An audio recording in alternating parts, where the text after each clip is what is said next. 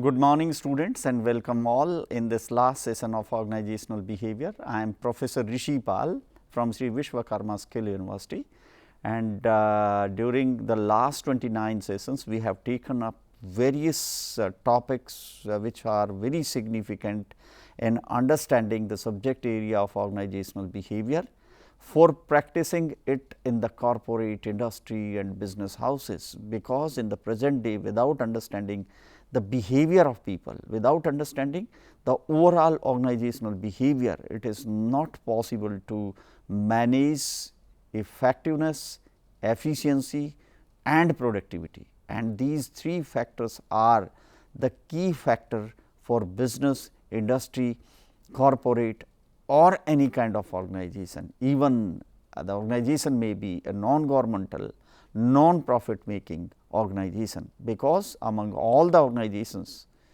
attainment of goal and objective is one of the key factor. So, if an organization want to attain its goals and objective in the most effective, efficient and productive manner, then there are various factors which needs to be understood and practiced. Among them one is organizational behavior. So, during last 29 sessions we have taken certain topics. So, in this session I will revise those topics one by one, so that we can rebrush all the concepts again for preparation of your exam, as well as for practicing these concepts, principles in the business, in the corporate or industry.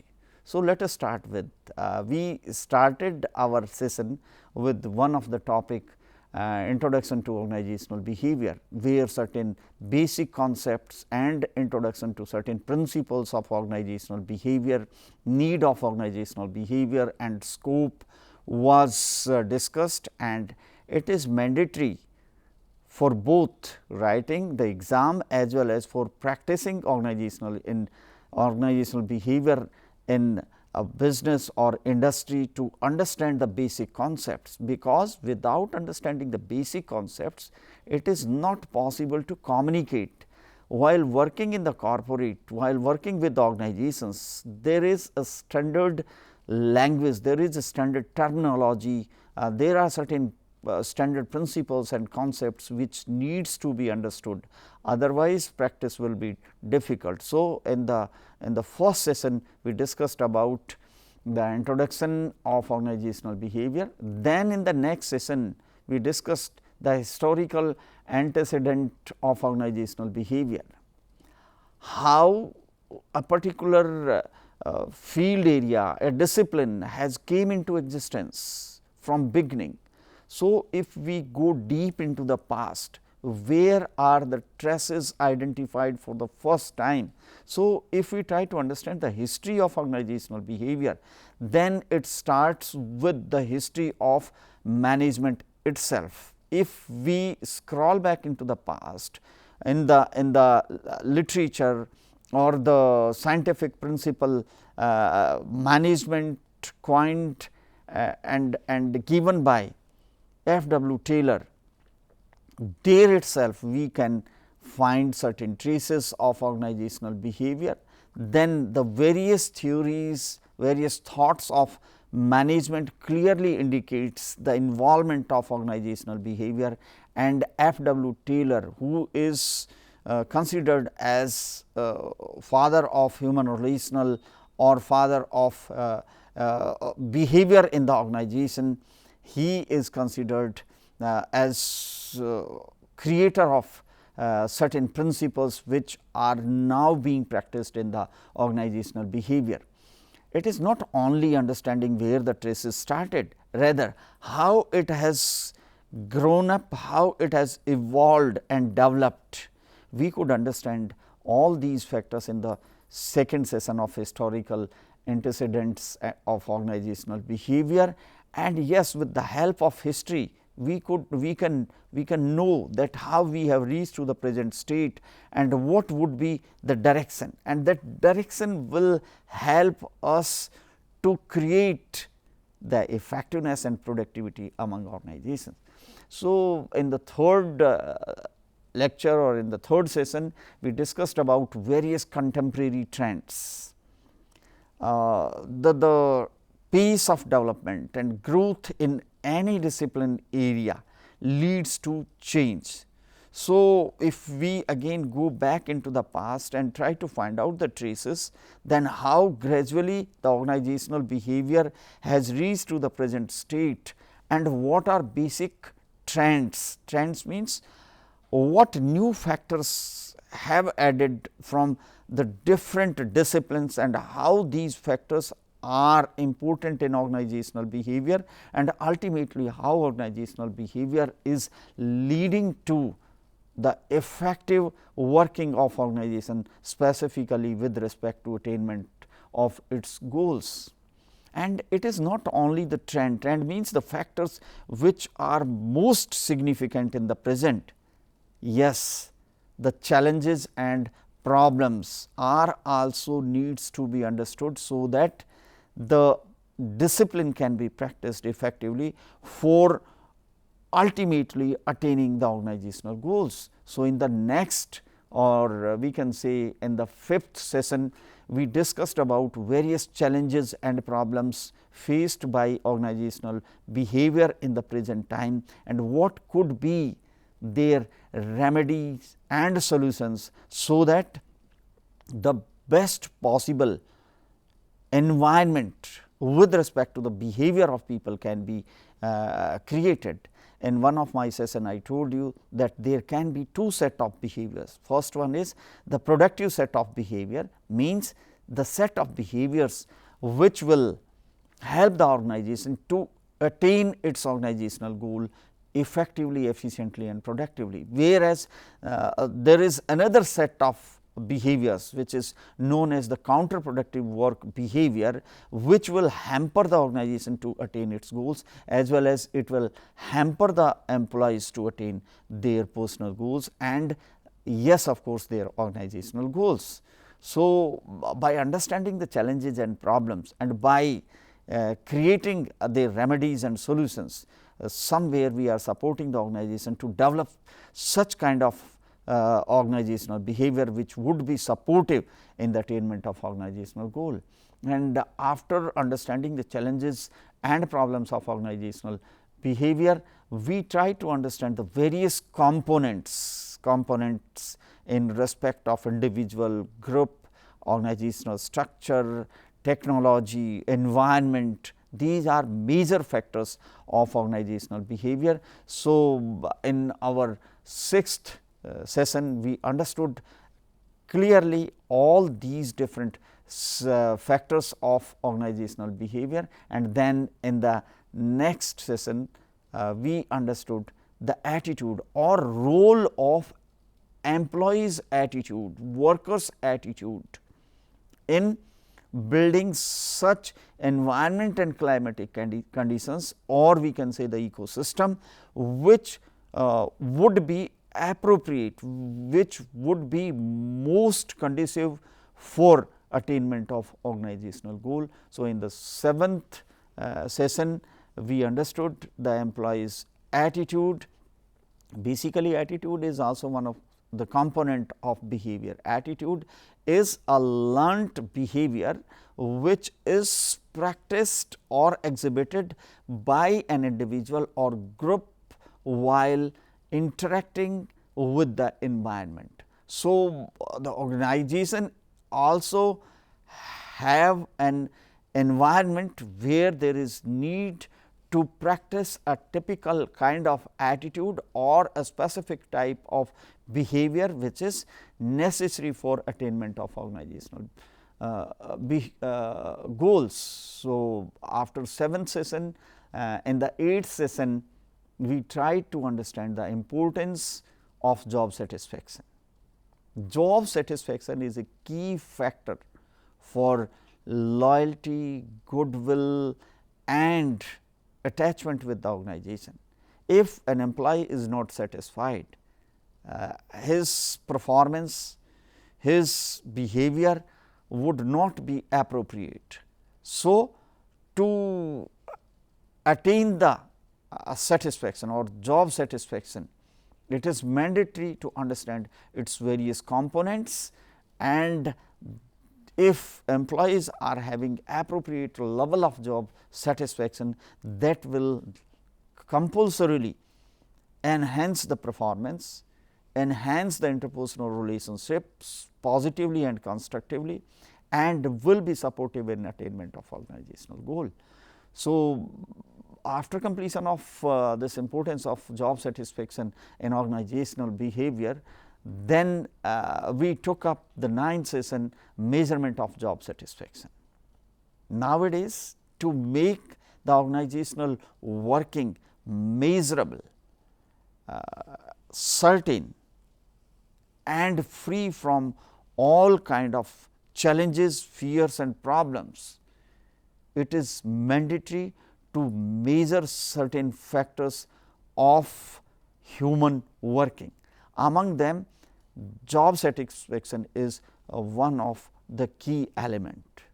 Job satisfaction is directly related, as per certain studies, that it is directly related to some of positive and constructive component of organizational working, and among them organizational behavior is one. And in the organizational behavior, if level of job satisfaction of employees is higher, then certain factors, including the basic component of business or basic goal of the business, that is profit maximization and wealth maximization, will also get enhanced as a result of increased job satisfaction. So, in session 9, we try to understand how the level of job satisfaction can be measured and what can be the consequences of higher level of job satisfaction and lower level of job satisfaction.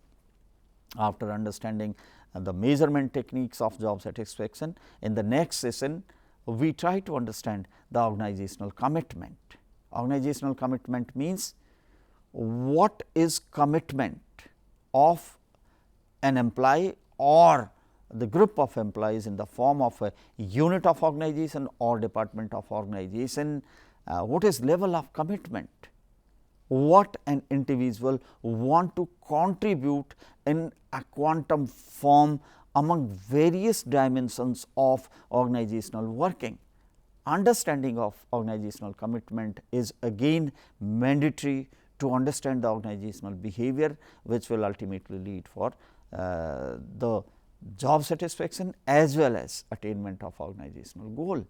So, after understanding the organizational commitment in 10th session, in 11th session we try to understand various theories, model and thoughts of organizational behavior. Basically, theories, thoughts, approaches and models are developed to understand a specific discipline and also to explain it, to practice it and to predict about it.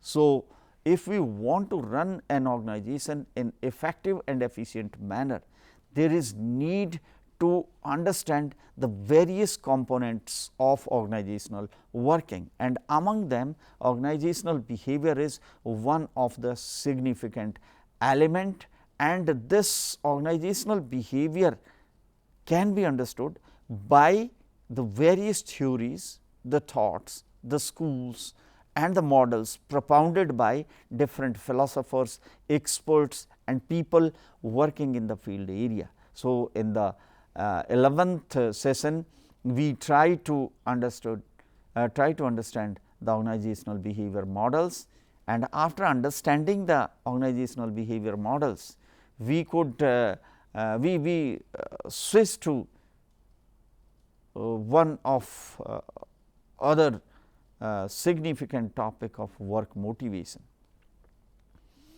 When someone is joining an organization, the level of enthusiasm, level of interest, level of energy, level of participation is very high. But as a result of prolonged working of a specific and typical type of work only, the situation of monotony, the situation of boredom arises, and it is difficult to keep the employees motivated. So, the organizational behavior includes one of the component, one of the element is work motivation, and under this chapter we try to understand the various strategies, various ways, so that employees can be motivated. So, in 12th session we discussed the various strategies and techniques for work motivation, and then in the next session, in the 13th session, we try to understand again the various theories of work motivation. As I told you, in case of different organizational behavior models, theories, thoughts and schools, similarly, there are different theories, there are different thoughts about work motivation. Different philosophers, different experts and different professionals from business domain have tried to understood the phenomena of work motivation, and they have expressed it in their way, so that the forthcoming generations can understand that and can practice it for the betterment of business and for the attainment of organizational goal. So, in the 13th session we try to understood the work motivation theories, and we try to understand the various concept, phenomena of work motivation. Then if we can motivate the employees for maximum contribution towards organization, it is possible only when the organization can identify the need of employees. Basically, the working of employee with the organization and attracting and bringing the employee in the organization is for support to each other. Organization brings the employees by using the processes of recruitment and selection for execution of organizational work on a specific position, whereas the employee is joining the organization to satisfy his needs and desires. For the survival in this world, human beings need various kind of resources, and these resources can be managed by earning the money.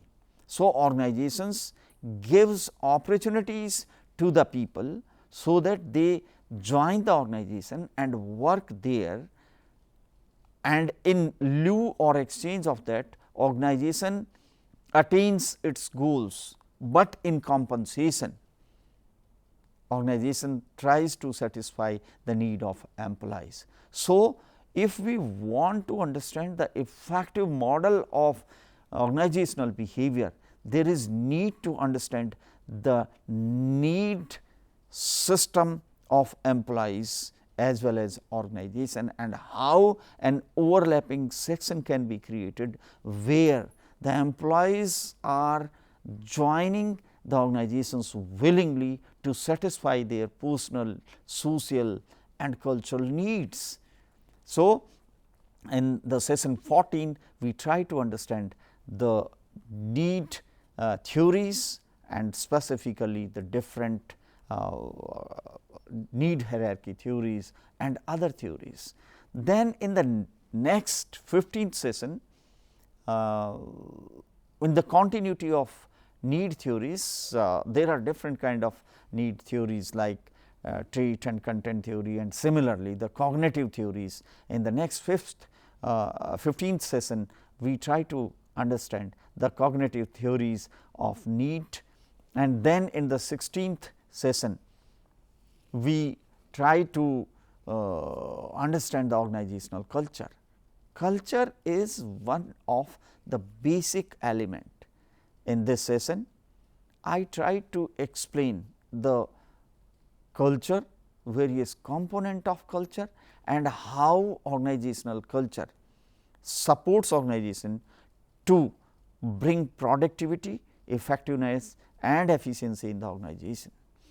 Again, there can be two type of culture, a culture which is creating the appropriate environment and climatic conditions where the employees can contribute their maximum, as well as there is culture which will hamper the organizational working, specifically a negative and destructive kind of culture which will stop the organization to attain its goals. So, it is mandatory for the employees and for the management of organization to understand which culture is appropriate for what kind of organization. Each and every organization has a typical, different and unique kind of culture, and that typical, unique and different kind of culture is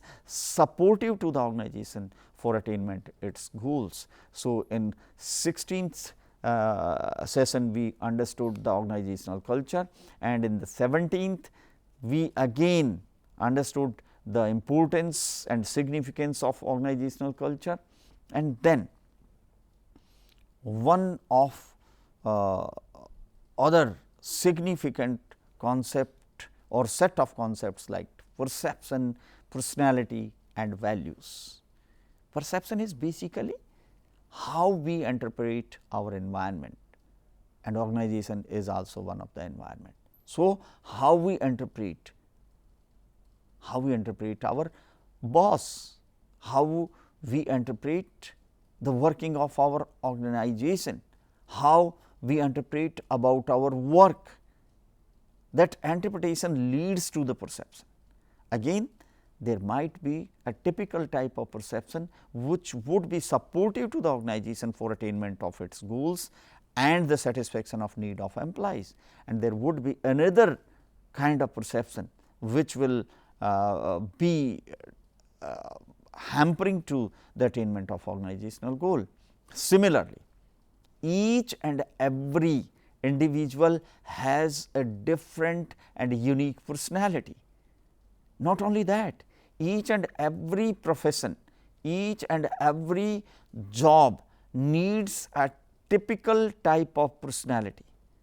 If I say I am an engineer, if I say I am a doctor, if I say I am an air hostess, then among all a different kind of personality is required.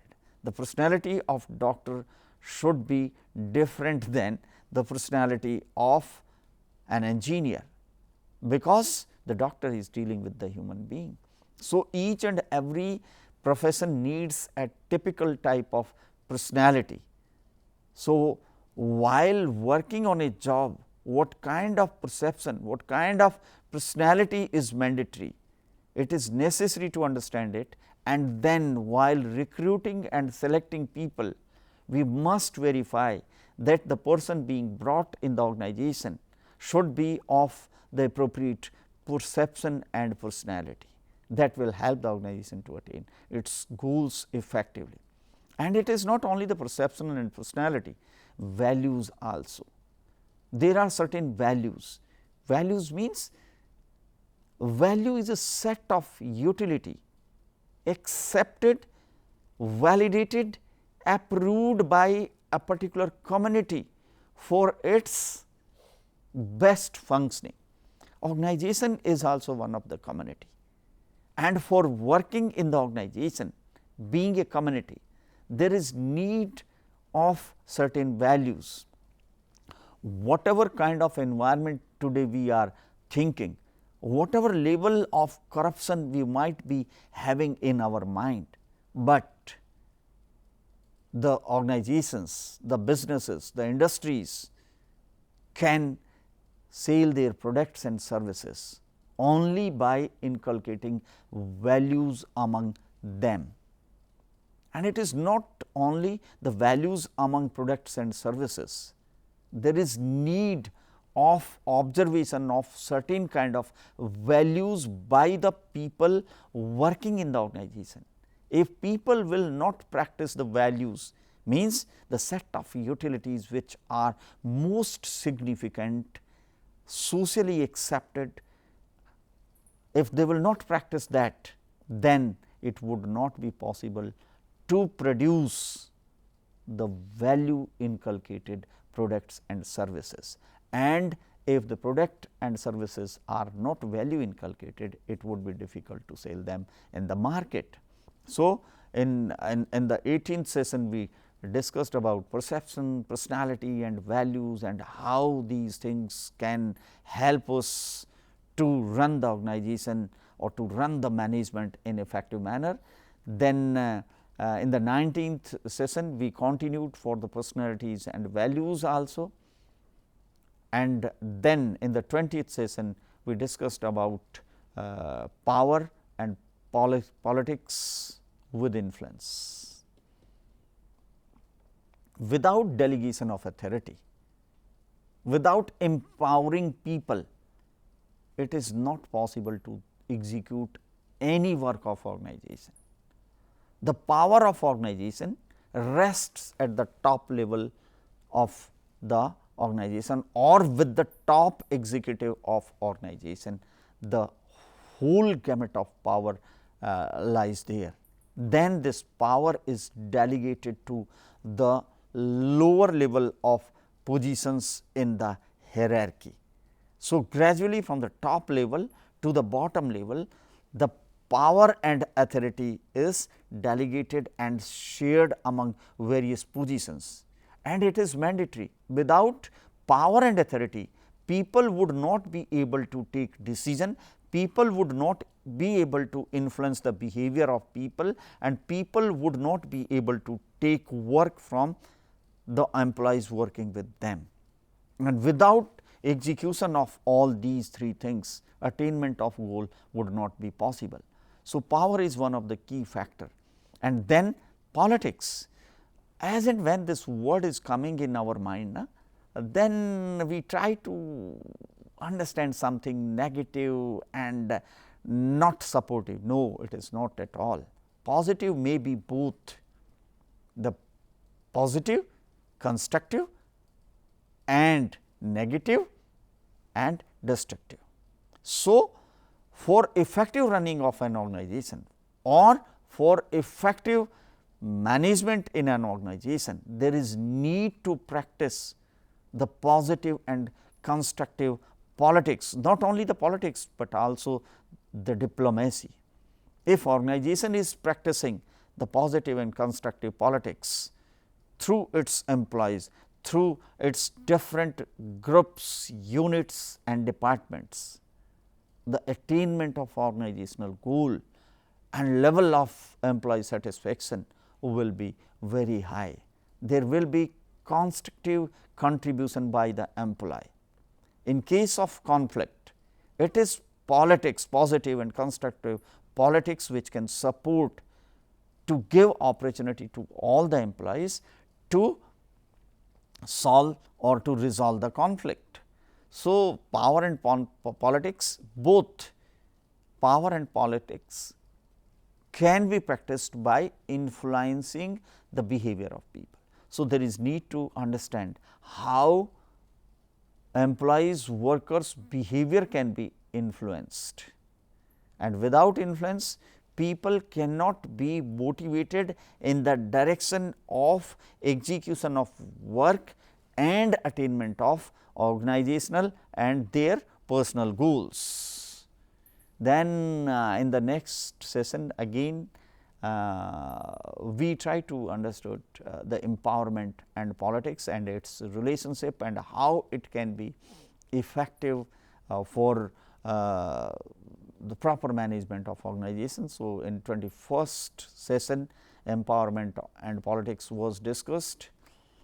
Yes, among behaviors there might be certain positive, as I told you in the beginning in my first session as well as in the beginning of today's session, that there are certain behaviors which are supportive to the attainment of organizational goal, and yes, there are certain counterproductive work behaviors which hampers the organizational working and ultimately affecting negatively the organizational goals. Among them, one is sexual harassment.